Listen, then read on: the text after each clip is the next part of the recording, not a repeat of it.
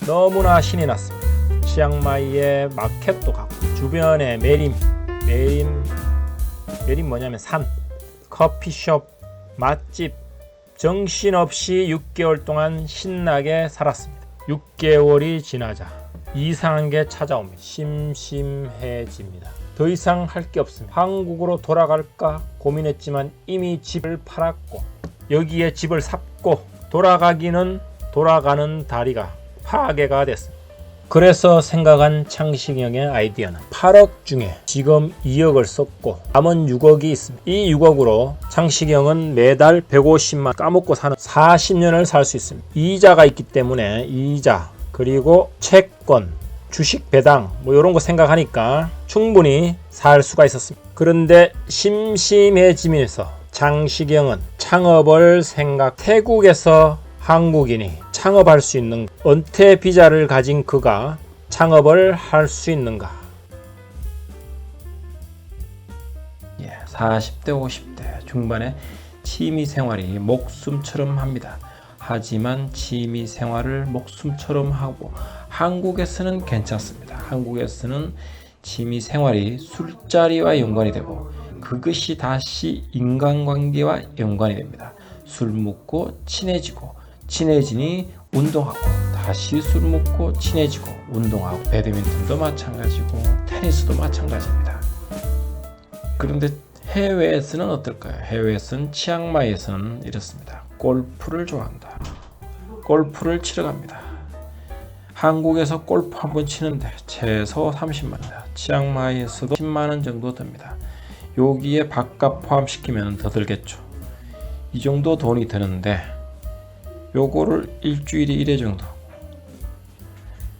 그리고 마사지 받고 매일 할 수도 없고 매일 골프를 치면 50대 이상에서 운동을 하면은 운동한 부분이 찌끈 아픕니다. 근데 운동을 하지 않으면 안 한 부분이 아픕니다. 이런 상황에서 에브리데이 골프를 친다면 요런 건 부가적인 문제고 골프만 치고 40년을 살 수 있을까요? 그래서 창식이 형은 사업을 할 생각을 합니다. 그래, 내가 사회인으로서 일을 해야 된다. 일을 하면은 일이 나에게 보람을 주고 돈을 주고 나의 시간이 알차진다. 이렇게 예를 들면 하루의 시간이 창식이 형의 시간이 오로지 아침 식사, 골프를 치거나 라운딩 가거나 연습장, TV 시청 만약에 이렇다면 이 시간대에 일이 반이 포함됩니다. 그리고 골프, TV 시청, 여가 생활 요게 훨씬 더 좋아 보입니다. 한국에서 사업을 하는 것은 그닥 어렵지 않습니다. 과정이 어렵지 않습니다. 하지만 치앙마이에서 사업을 한다. 어렵다. 행정 절차, 둘째, 사회, 문화 차이로 인한 성공이 쉽지 않다. 먼저 행정 절차에 대해서 잠깐 얘기를 하겠습니다. 깊이는 들어가지 않겠습니다. 은퇴 비자로 사업을 할 수는 없습니다. 그래서 태국인 이름으로 사업을 할 수 있습니다.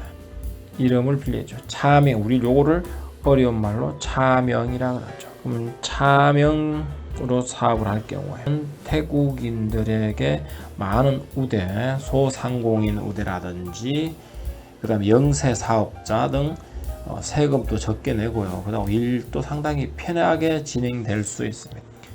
경찰이 삥 떠들어오지 않습니다. 이런 장점이 있는 그러나 가장 치명적인 단점을 가지고 있습니다. 믿을 수 있나? 식당을 예를 들겠습니다. 식당이 잘 된다. 하루에 손님들이 계속 온다. 그래서 맛집으로 됐다. 그런데 태국인이 친한 친구야. 친했는데 이 사람하고의 관계가 좋았다고 칩시다. 그런데 사람의 관계가 항상 좋으냐? 나쁠 때 있다는 거죠. 그러면 이분이 그 식당 내 거야. 내놔. 이렇게 할 경우에 여러분들은 주셔야 합니다. 방법이 없습니다. 그 태국인의 이름으로 모든 게 되어 있기 때문입니다. 창시경은 두렵습니다. 이거 해야 되나? 그들을 믿고 사업을 하기에는 부담이 됐습니다. 사람의 관계는 알 수가 없기 때문입니다. 특히 돈에 연관이 되면 가족, 친지조차 못 믿는 게 이놈의 돈입니다. 법인을 설립을 해서 내 이름으로 사업체를 가져야겠다고 결정을 합니다. 그런데 이게 간단하지 않습니다. 한국인 1명 고용, 여기에 장식 시대가겠죠. 그러면 와이프를 고용하거나 이러면 태국인 4명을 고용해야 됩니다. 4명을 고용하면은 이 사람을 그냥 고용해야 되냐? 우리나라 4대 보험 들어주잖아. 여기도 보험을 들어줘야 됩니다. 월급의 10%, 물론 태국인 5%, 사장 5% 이렇게 내는데 한국 분들은 다 같이 그냥 10% 내는 경향이 있습니다. 사람 좋지요. 세금 문제, 골치 아픕니다. 부가세, 골치 아픕니다. 이런 복잡한 이외에도 많은 행정 절차가 있습니다. 예를 들어 식당을 차린다. 우리나라도 똑같습니다. 식당을 차리면 얘들이 음식을 깨끗하게 하는가 조사 나옵니다. 종업원들은 제대로 고용했나 조사 나옵니다. 화재는 소방시설은 잘 되어 있는가 조사 나옵니다. 경찰이 여러분들을 매의 눈으로 쳐다봅니다. 삥 떴습니다. 벌금이 될 수도 있고. 이런 곤란하고 힘든 과정을 극복하기 위해서 창식이 형은 법률회사에다가 문의를 했습니다. 에이전시를 통해서 일단 어떻게 해결해서 식당을 오픈합니다. 와이프가 쪼매나게 하자. 우리가 지금 여기서 망하면 어떡하냐. 지금 8억에서 2억을 쓰고 지금 6억 남았다. 6억은 우리가 앞으로 40년 살아야 될 돈이다. 그런데 이거를 여기다가 다 때려 부으면 안 된다. 창식이 형의 주장은 그래도 내가 대기업 부장인 가오가 있지. 식당을 어떻게 쪼매나게 구멍가게만 하게 하냐. 폼나게 해야지. 한국인들 친구들 놀러 온단다. 놀러 왔을 때 좀 폼나게 보여주자. 창식이 형님과 와이프가 반대를 합니다. 폼이 중요한 게 아니다. 일단 살아남자. 잘 되는지, 내 한국 요리가 태국인한테 잘 먹히는지 확인하고 식당을 확장하자. 대부분 남자들이 가장 무서워하는 게 호환마마보다 와이프인 거 아시죠? 그래서 와이프 말을 듣습니다. 님만 해미네 1억 들여서 차리고 여기에 추가로 월세 1년치 월세를 냅니다. 매달 내지만은 어차피 인테리어 한 게 아깝기 때문에 중간에 관둘 수가 없습니다. 그래서 1년치를 내면 주인이 깎아주겠다. 그래서 1년치를 냅니다. 250만. 님만 해미라서 좀 비쌉니다. 250만 원 월세를 냈습니다. 직원 3명 고용합니다. 형수님이 요리를 잘하십니다. 옆에 사람 죽은지도 모를 정도로 밥을 먹을 수 있습니다. 반찬이 기가 막히게 한식이 맛있다 보니 한국 분들이 많이 오십니다. 그 다음에 여행객을 데려오고 단체 손님도 옵니다. 그런데 자리가 부족합니다. 옆에 하나 더 인수해서 2개를 합칩니다. 합쳐서 더 큰 식당을 해서 월세 500 들어가고 월세 500만 원에 종업원 5명에서 2명을 추가, 종업원 7명 고용하고 본의 아니게 어리하게 되었습니다. 여기에 추가로 돈이 더 이것저것 약 2억 정도 더 추가를 들어갔습니다. 그러면 창식행이 지금 현재 스코어 8억에서 정착하는데 2억 처음에 1억 쓰고 요번에 2억 추가해서 3억이 들어갔습니다.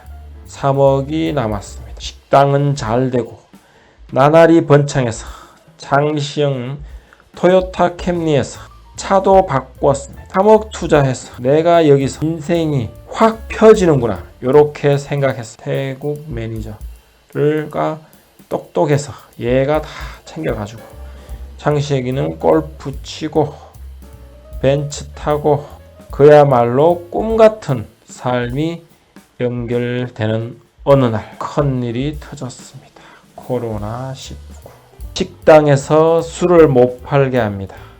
관광객, 한국인 단체 관광객들이 더 이상 오지 않습니다. 그동안에 펑펑 쓰시는 덕에 돈이 별로 없습니다. 직원들은 월세 500만원, 직원들 인건비 1인당 50만원에 300만원 정도 나갑니다. 기타 세금까지 포함하면 월 900이 기본비로 나갑니다. 손님이 1도 없습니다. 간간히 태국인들이 오지만 아무래도 관광객을 타겟으로 한 식당이다 보니까 손님이 거의 없다시피 합니다. 긍정 마인드 창시경은 이렇게 생각합니다. 이제 이놈의 역병이 코로나가 오래 가겠어. 한 달에서 두 달만 참자. 우리 아직 3억 남았. 그래서 매달 1,000만원씩 생활비 포함해서 꼬박하면서 살았습니다. 1년, 2년이 지났는데 코로나는 그대로입니다. 어떻게 되었을까요? 결국 가게를 폐업합니다. 남은 자산 1억도 안 남았습니다. 5천만원 남았습니다. 창식이 형 돌아갈 수도 없습니다. 쪽팔리고 살 집도 없습니다. 식당 하면서 많이 힘들었습니다. 특히 종업원 관리 그렇게 고생한 3년 동안 창식형은 마이너스 6억이 되었습니다. 사업 실패로 돈을 잃게 되고 여러 가지 어려운 절차, 행정, 그 고생을 생각하니 눈물이 뚝 흐릅니다. 여러분들이 해외 은퇴 이민을 생각한다. 첫 번째는 여가 생활을 어떻게 보낼 것인가, 해외에서 무엇을 하면서 지낼 것인가, 이게 우선입니다. 혼자서 보내는 시간이 있어야 됩니다. 예를 들면 프라 모델 조립, 저는 이거 하다가 프라 모델을 던졌습니다. 저는 글쓰기를 합니다. 소설을 쓰고 있습니다. 언젠가 제 소설 좀 읽읍시다. 책을 2권이 냈는데 아무도 안 사. 소설을 쓰고 시간이 쑥쑥 갑니다. 두 번째는 한국에서부터 꾸준히 돈이 공급이 되는가. 연금이 있습니다. 국민연금, 개인연금, 그 다음에 퇴직연금, 그 다음에 여러분들이 재테크, 우리한테 좋은 거는 배당이 좋습니다. 주식 배당, 채권도 괜찮습니다. 투자를 재미있어 한다. 그러면은 여러분들이 가지고 온 자금의 한 10% 정도만 주식 투자를 하시고, 좌우지간 요거는 길어지니까 다음에 시간 되면 얘기하는 거로 하고, 그리고 부동산 잘 나가는 곳에, 공실이 안 생기는 곳에 오피스텔 상가를 해야 됩니다. 근데 앞으로 상가 같은 경우는 공실이 생길 가능성이 높고요. 오피스텔도 공실이 생길 가능성은 여러분들이 예측하기가 쉽지가 않습니다. 그래서 저는 소형 아파트를 권합니다. 지금처럼 집값이 빠지고 있다. 주택 가격이 하락 초기에 들어왔다. 주택 가격은 최소한도 3년 이상 하락합니다. 초입에 들어왔기 때문에 적절한 하락 시기, 예를 들면 2013년도 같은 시기, 2014년도에 같은 시기, 이 시기를 어떻게 할 수 있는, 미분양이 차고 넘치고 정부에서 모든 규제를 푸는 그 시점에 여러분들은 소형 아파트를 삽니다. 그것을 월세를 줍니다. 그리고 그 소형 아파트가 오른다면 저점에 샀기 때문에 오를 수 있겠죠. 이거는 또 3,000% 빠졌습니다. 그렇게 해서 월세를 받는 방법이 있습니다. 한국에 있는 자산을 모두 은퇴지로 가져오는 것은 맞지가 않습니다. 한국의 자산을 일부 그대로 두셔야 합니다. 만약에 맞지 않는다면 여러분들이 돌아갈 곳은 있어야 하기 때문에 은퇴지 갈 필요는 없습니다. 저처럼 6개월 정도, 저는 은퇴비자도 만들지 않습니다. 나이가 안 되어서 안 만들었다, 이렇게 말하고 싶습니다. 3개월마다 갱신해야 되고 돈도 듭니다. 그리고 보험도 들어가고 복잡더라고. 그래서 90일 무비자를 최대한 활용합니다. 그래서 여기서 1년에 2번 90일 무비자로 1년에 2번 그 나라에서 지내다가 오고 있습니다. 근데 은퇴 생활이 여러분들이 생각했던 것처럼 그렇게 호락호락하지 않습니다. 충분한 준비가 필요하고요. 여러분한테 맞는지 안 맞는지 3개월, 6개월을 살아보고 나서 한국에 있는 자산 일부를 준비해서 은퇴를 본격적으로 시작하는 게 좋습니다.